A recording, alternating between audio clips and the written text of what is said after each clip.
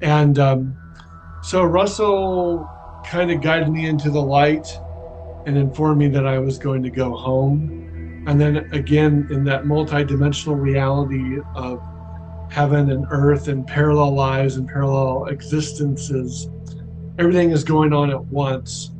So around the same time, they introduced me to a being that was 30 feet tall.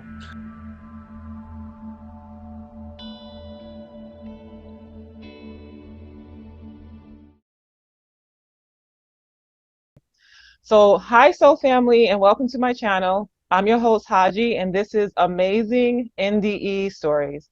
Our guest today is Mark Patterson. Mark, welcome to the show. Hi, welcome. So glad that you had me on the show. I really appreciate it. What an opportunity. Thank you. Great, great. Okay. So it is. All right, so you ready, Mark? I'm ready. Yeah, sure. All right, so jump straight in and tell us about your amazing NDE. Hi, yeah, my name is Mark Patterson, and I'm a latchkey kid from Iowa. When I was a child, I always knew things about people. I always saw auras and colors around people. I had numerous experiences with angels in the dream state. Um, ETs, UFOs were part of my daily life. Unfortunately, I was told that I was crazy. Don't talk about those things. How do you know that? You shouldn't talk about those things. Shut up. And of course, my favorite, my father, who was a holy roller and Southern Baptist, he always told me that I was possessed. So you learn not to trust yourself. You learn you don't want to feel those things anymore because you're constantly teased and shamed and all those things. And so by the time I was 13 or 14 years old, I was doing alcohol and drugs just to numb it out because I didn't want to feel that stuff anymore because it was just so constant bombarded, like in the dream state, going into other realities, seeing other realities, and thinking that you were crazy, but yet you knew that what you were experiencing was real and valid. I used to dream over and over again as a child that all the gifts, everything I wanted, Disneyland, Disney World, Winnie the Pooh, Tigger, they were always found inside my bedroom closet. Everything that I ever wanted was inside my bedroom closet. Anytime I didn't feel like I was loved or wanted, I'd find myself inside the bedroom closet. Well, 40 some years later, you realize that that's a metaphor for everything that you want is already within the closet of your own heart. So the drugs and alcohol continued, and then one night I was at a high school party at the Canterbury Inn in Coralville, Iowa. I was 16 years old, and I decided I was going to try to impress my high school friends who were all older than me at the time. So I chugged a fifth of vodka, four beers, two glasses of wine, and about three or four wine coolers in about 90 minutes. My body went into cardiac arrest. I was completely unconscious on the bathroom floor of the hotel suite. My skin was green, black, and purple. I was completely lifeless. I was unconscious. I was dead. There's no other way to put it. And I immediately left my body. And I tried to call out to all my friends that were standing around me just a while ago, going chug, chug, chug, chug. And I was greeted by my grandfather, Russell, who had passed when I was about 3 years old. And this is very common that if you have a grandparent who passes when the child is very young, they tend to become your guardian, like a guardian angel or someone that watches over you. And so Russell kind of guided me into the light and informed me that I was going to go home. And then again, in that multidimensional reality of heaven and earth and parallel lives and parallel existences, everything is going on at once. So around the same time, they introduced me to a being that was 30 feet tall, that had a lot of love for me, a love for who I was. And so there were seven angels. They were 14 feet tall each. and they showed me my life that I was living as like a hologram. Um, the best description I have is the city of the clouds, the movie The Empire Strikes Back. And anytime I was angry, resentful, or blamed other people, which is all that we ever do when we're teenagers, right? So they asked, how does that relate to love? And everything in our life is about our ability to express love, forgiving for giving your love away. And if you're always out getting material things, the car, the houses, this, that, and the other, you are forgetting who you really are. So then there went into this long dialogue. I mean, I was unconscious or dead for 22 minutes. So that 22 minutes seemed like it went on for hours on the other side. And they talked to me specifically about sound, healing through sound, sacred geometry, and the Melchizedek priesthood. The Bible makes a reference that Jesus is like Melchizedek, and thou forever shall be a priest of the Melchizedek brotherhood. And there's also a statue of Melchizedek over in Wales. It's been around for several hundred years. And so then that being, that 30-foot being in the Bible, talks about the giants, and those days were the giants, formed an icosahedron that entered my body, and it brought me back to life. So in New Age terms, I'm a walk-in. Another soul came in and took over. And it's my understanding that walk-ins make agreements beforehand. This is all part of the plan. And Psalm 139:16 says, all the days of my life were ordained in your book.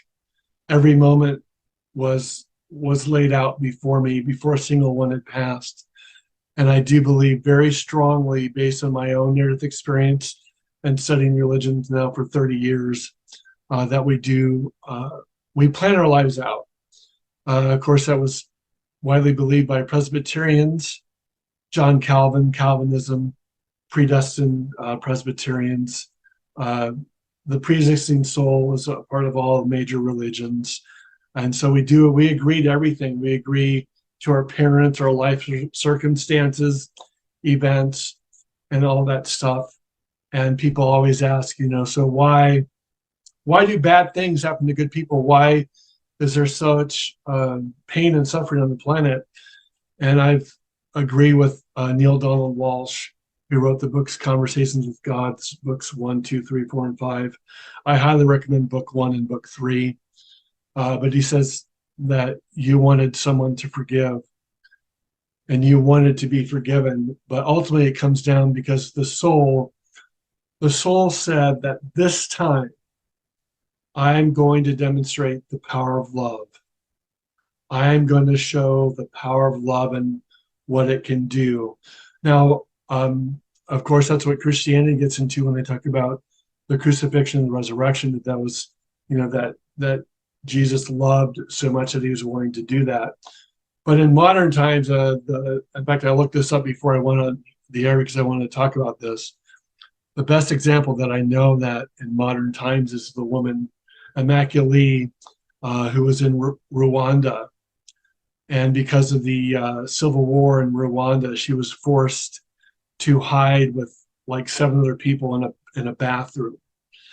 And despite the militants killing all of her family members and her having to endure such pain and suffering in that bathroom and not knowing if you were going to be alive the next minute, because they were constantly searching for them.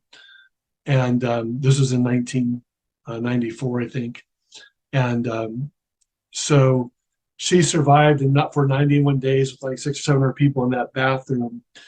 And then they finally caught the main individual who was responsible for killing all of her family members, and they gave her the opportunity to extract revenge on him. Like they gave her like a baseball bat or something, and she went into this whole surrender of love, forgiveness, and non-compassion of this individual and wholeheartedly forgave him. You want to talk about power? She got it. I mean, she nailed what it is about to be on this planet is, and that power of unconditional love and how it moved and transformed. And then she was able to go on and tell her story, of the power of love and the power of love to transform, to heal, to make amends, no matter how bad something happened to you. I mean, I had unspeakable things done to me when I was a child, and it's, again, I'm not blaming victims here. I just wholeheartedly believe that it was part of my soul growth, my soul opportunities to express forgiveness, compassion, and love, and to do those things. So that's what it's all about. And there were, and we have all these parallel lives, parallel timelines, and and some of these events are like dormant until situations that we decide, if we don't evolve, they awaken to awaken us, or if we do evolve, we bypass the karma. The laws of grace supersede the laws of karma, and we're not stuck with what we got. We can evolve. The word evolve is the only word in the English dictionary. The English language has the word love in it, and that's what we're here to do. So a lot of people will say, well, Mark, that story is kind of far-fetched. How can we be unconscious or dead for 22 minutes, and how this walk-in thing, people kind of have a strange idea of this walk-in, but it's very true. And in fact, about 10 years after my near-death experience, and I told two people, the girl that I was dating in Charleston, South Carolina at the time, and my best friend in Iowa, he's still in Iowa, about that whole night. Because what I remember when I got home that night or the next morning, my mom and everyone else looked about this tall. They looked really tiny and really small. And it took about 4 or 5 days for the walk-in to integrate and become Mark. And remember that I was a teenager at West High in Iowa City, Iowa. And then about 10 years after that, I got a phone call from a woman I never met, never spoke with before. I really don't know how she got my number. She calls me at 1:30 in the morning, and she describes verbatim, word for word, what happened to me in my near-death experience, the messages I got from the angels, the being that was 30 feet tall, and talked about me being a walk-in. And then she described that dream that I had as a child that no one knew about, that all the presents, all the gifts were inside my bedroom closet. So yeah, I mean, it's really valid and real. And people always ask, well, how did that change you? Well, it just made me more psychic. It made me more intuitive. But I've told the story for many, many years now that I was up in Sturgeon Bay, Wisconsin, in Door County with a childhood friend, and one morning I went to Peter's mother, and I said, you need to call your daughter and tell her not to come up. I just think it's a good idea for her to come up. And they looked at me like I was crazy, and I was adamant. Your daughter just cannot be up here right now. And so, again, at night at dinner, I was like, look, I need you to stop what you're doing, call your daughter, and tell her not to come up. Well, they got so upset with me that they put me on a Greyhound bus the next morning, and they sent me back to Iowa. And unfortunately, their daughter was killed in the car accident on the way going up. And so again, I was like, this is crap. I did what you asked me to do, and she's dead now. So I went to, like smoking marijuana and doing drugs every day because I didn't want to feel. And so around the ages of 18 or 19, I was introduced to Dick Sutphin, who wrote the book You Were Born Again to Be Together, about past lives and reincarnation. And I saw Dick and Tara Sutphin 91, 92, 93, 94, trained how to do past life regressions. That's what I've done for 30 years now. And then she introduced me to the Out of the Ordinary show, which was based out of Los Angeles, California. KIEV. The Out of the Ordinary show had Jerry Bowman, who was an attorney from Boston, or Joe Albiani was the attorney from Boston, and Jerry Bowman was a trans channel. Now, most people have not heard of Jerry Bowman, but they have heard of a woman named Shirley MacLaine. Shirley MacLaine was a famous actress who believed in all the channelings and the ETs and all that stuff, and she still does. And her channel, her medium was Kevin Ryerson. Kevin Ryerson channeled John, as in John the Beloved or John the Apostle. And I would listen to these audio tapes with John, or the videotapes with John, when he was in Mount Shasta. And all of a sudden I found that John would come to me and speak to me just like you and I are talking now. And John would come to me and say things like, a master is not called a master because he himself says so. A master is called master because those who witness him say that he is master. For we never use the truth to be right. We never use the truth to be wrong, to make others wrong. We never use the truth to score points for our ego. And we never use the truth to belittle others. And John, from about the ages of 18 to 25, just gave me so much information, a lot of information. And of course, when you're 18 and 25, there's too many blondes, there's too many brunettes, there's, there's Nature Boy Ric Flair and woo, and, when you're 18 to 25, learning deep esoteric truth is, not on your top 5 list of things to do. But, 30 years later, you go, my God, maybe I should have paid a little bit more attention to what he was saying. But John has come back to me in the last year, and as we have resumed dialogue and communication. But for some reason, that time period in my life, I received a lot of information, and I have found that when we talk about energy fields, especially on the body, the energetic field, the aura, is morphinogenic. So I found that if I listen to Abraham Hicks a lot, Abraham Hicks will come to me in my dreams. When I was listening to John a lot, he would come to me in my dreams.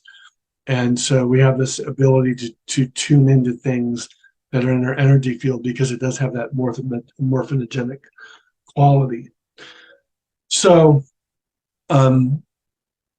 after that, I was living in Charleston, South Carolina. And this is an example of like synchrodestiny that Deepak Chopra calls synchrodestiny.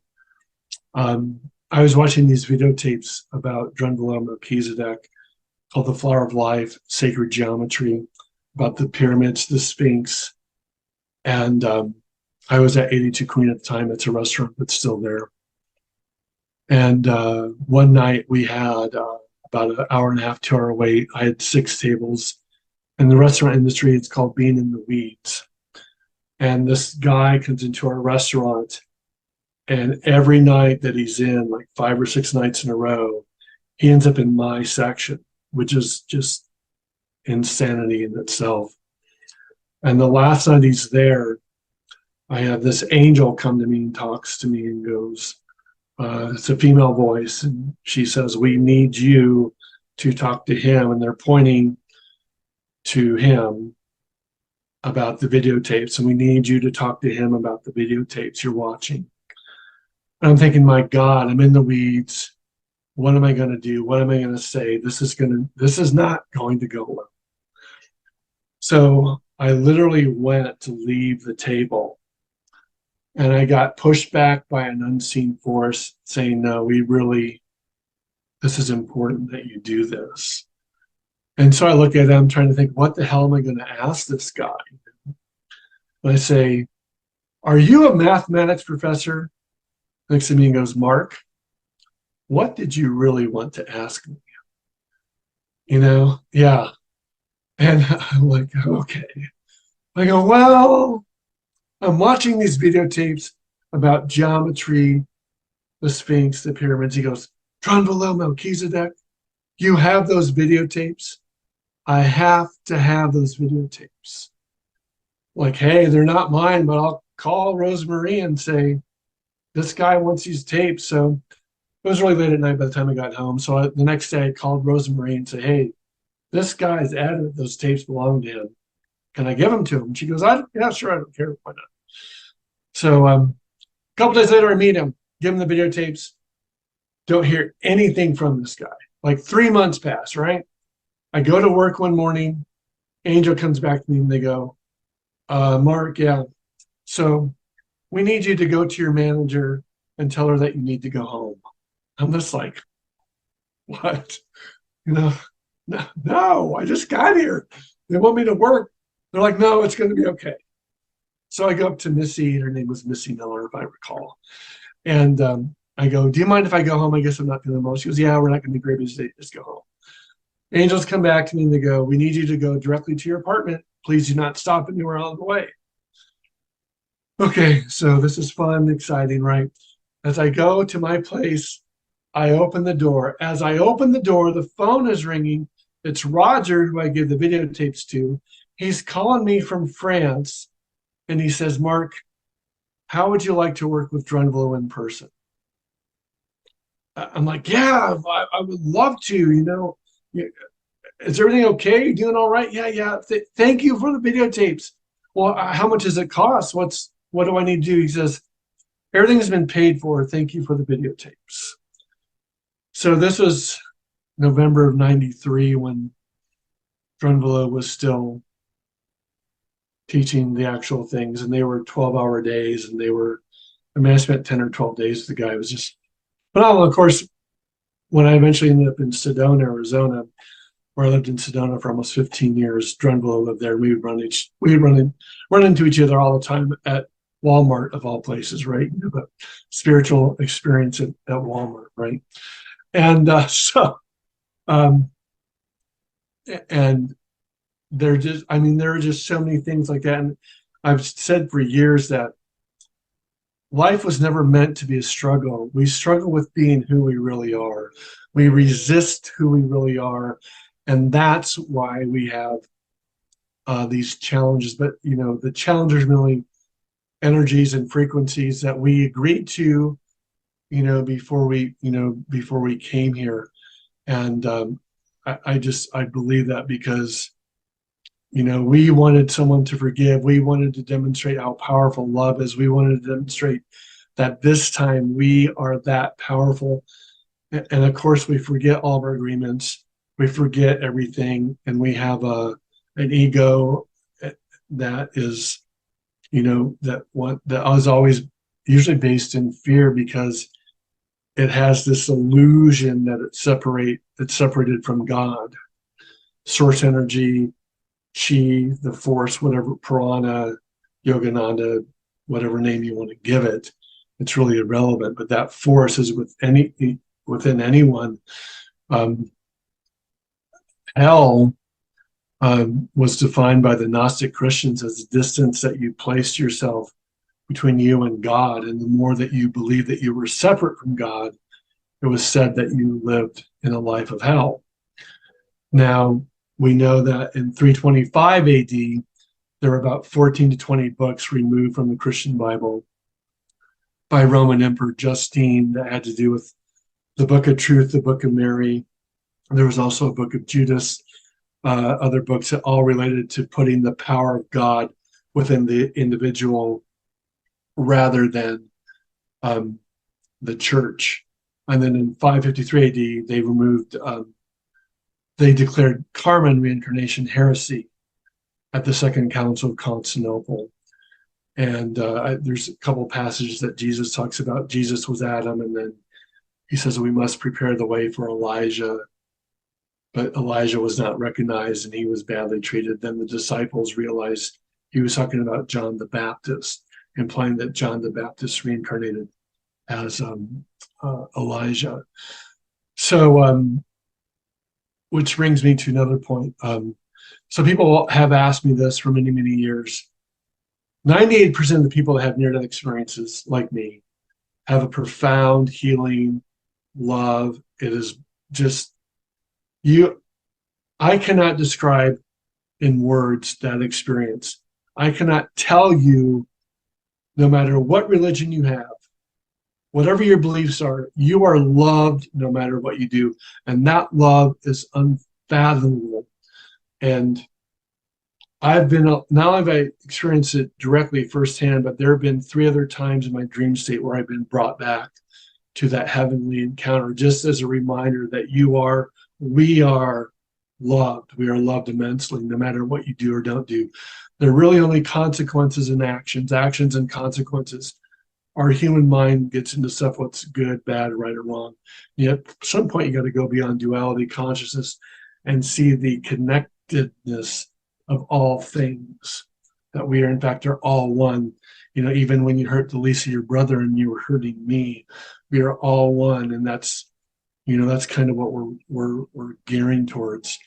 So anyway, so just if you look at that definition, and if you look at the definition of sin, which is to miss the mark, the real definition of sin is without. And that's the Latin meaning of sin, is without. So the church did this really bizarre dichotomy that said you were born in sin, meaning that you were born without God, and only Jesus was born without sin, or Jesus was only born with God. And of course, that's the biggest lie ever told, because Jesus said the kingdom of God is within you. And that's where it's at. It's within you right here, right now, today. And when when it's said that he, quote, abolished sin, when he was placed on the cross and abolished sin, he abolished sin, meaning that he removed the delusion that he was separate from God, and that he abolished sin and went to the depths of hell. Hell was a village outside of Jerusalem where they burned garbage, and if you could not afford a proper burial, you were given a shallow grave where animals could easily gnaw the flesh. Or hell, that definition between the distance that you place between yourself, is that if he abolished that sense of hell, he abolished that sense of separation between himself and God to create the atonement, which is the at-one-ment, to create the resurrection.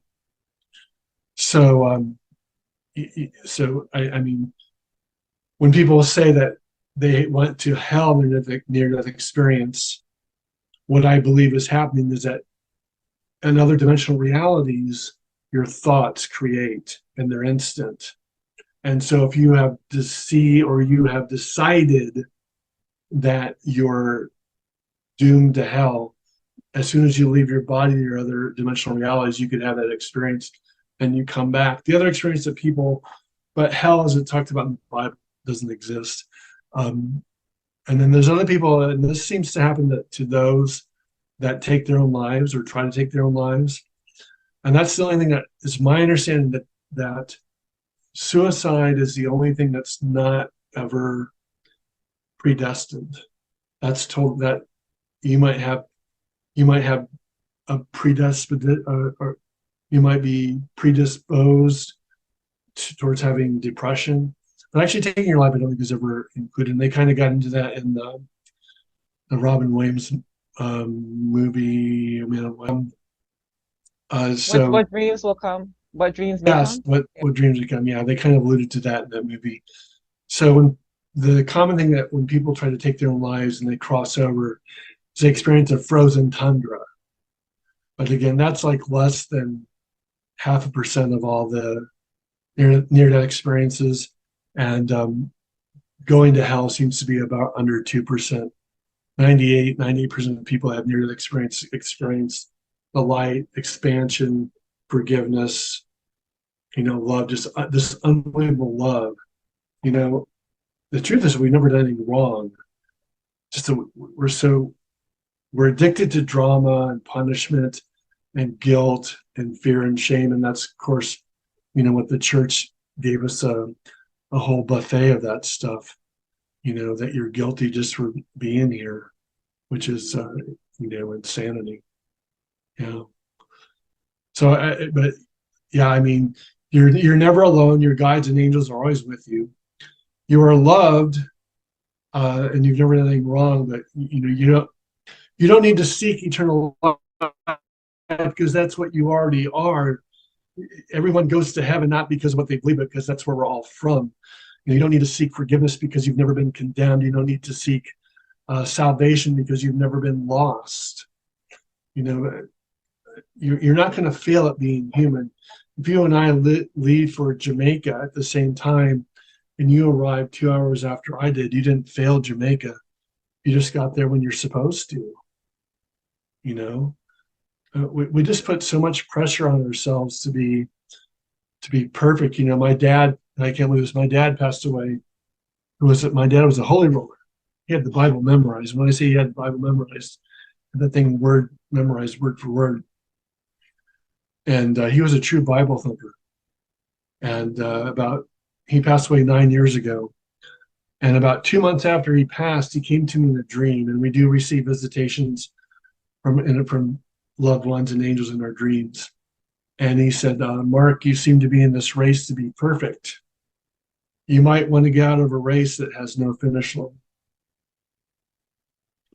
You know, that's pretty profound for, you know, even someone like him to say that. I mean, that's as profound as someone like, you know, Wayne Dyer, Greg Braden. But yeah, you know, you might want to get out of a race that has no finish line. It's very true. So yeah, I just, you know, you're here to love, you know, love and appreciate yourself is the most important thing, because if you're not happy with you, you really have nothing to offer anyone anyway. And so find out what makes you happy and do it. It's important that you feel good. Don't squash your dreams. You know, and the other thing you got to be mindful of is rejoice, move forward, and go and tell no one. Because a lot of times we allow other people to talk us out of our dreams, or we allow them to plant enough seeds of doubt that we get discouraged, and their projections become our doubts, their insecurities become ours. And it's people that are the most successful people are the ones that have that unwavering focus. They never give up on what they want, what they want to do. I mean, so all the shows from The Voice, American Idol, they all say to the contestants, take ownership of who you are, take ownership of your gifts, and share them. But I think most of us do this thing where we call out to God, dear God, why would you give me a gift that no one wants? And God responds, dear child, the problem's not the gift. The problem is that you're afraid if people find out that you have that gift, they're not going to want you. And so we reject ourselves so that others don't reject us first. As a productive, we play small.